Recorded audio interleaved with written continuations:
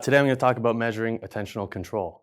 Whether you're having a conversation, you're driving, you're riding your bike, you're judging a talk competition, you're examining an X-ray, witnessing a crime, your attention determines what you see, what you learn, and what you act on.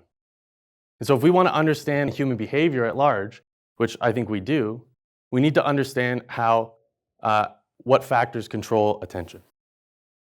Okay, so let's start with a demo and see if we can identify those factors. Take a look at the screen. The first thing you'll notice is that your attention is drawn to the spiky explosion thing in the bottom left corner. Okay? We call this saliency-driven attention.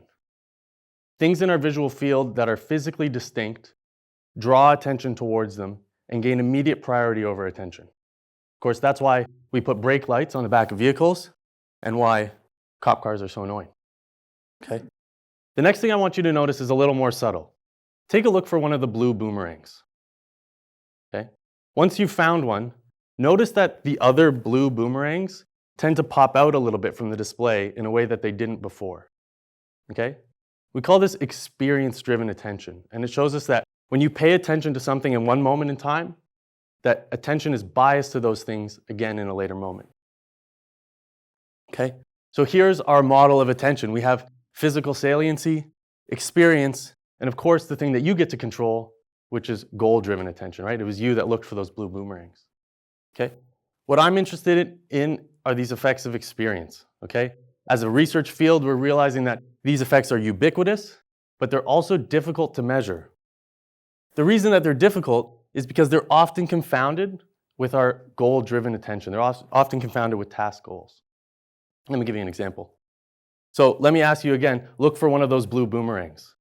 Okay, well now you've got your goals driving you to the blue boomerang, but you also have the experience of having just done that, also guiding your attention to the blue boomerangs.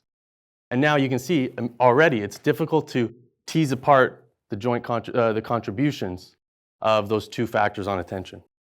Okay? And so this is me. My whole research program is based around coming up with clever methods to delineate the effect of experience-driven attention and goal-driven attention. Okay, so I'll give you a quick example of how I do this. My experiments typically use a visual search task where the target is defined by saliency. It's the odd color in the display. They could be blue, they could be orange. Okay, and your task in this type of search is to just find the oddball, find the odd colored target, and identify which corner is missing on the diamond with a key press. Okay, then we can get people to prepare on every trial of the experiment for a particular color like blue. Get ready for blue targets. They prepare for them, that's what they're expecting. So now in this experiment we have blue search targets, orange search targets, but we fixed goal-driven attention to go for blue. Okay? And now we should be able to measure an effect of that goal-driven attention on search, and we can see that search for blue targets, when people are prepared for blue, is faster than search for orange targets. These response times to the orange targets is longer. And that's all well and dandy, but in that experiment, people are preparing for blue over and over and over again. You know when you prioritize the same thing over and over again, that produces those experience effects on attention. So what we need is to control for that. So what we need to do is get another group of people who then prepare for blue on one trial, prepare for orange on the next trial, then go back and prepare for blue, and so on and so forth to control for the effects of experience that we get when we repeatedly prepare over and over again for the same thing. Okay? So now there's the effect I showed first, and now I can show you that when you intermix preparation like that, now the effect of preparing for blue gets smaller because we've controlled for experience.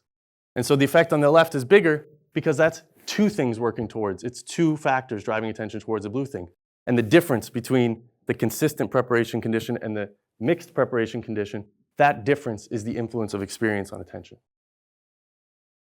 And so that is just a sneak peek on how we can use methods to dissociate these two influences on attention.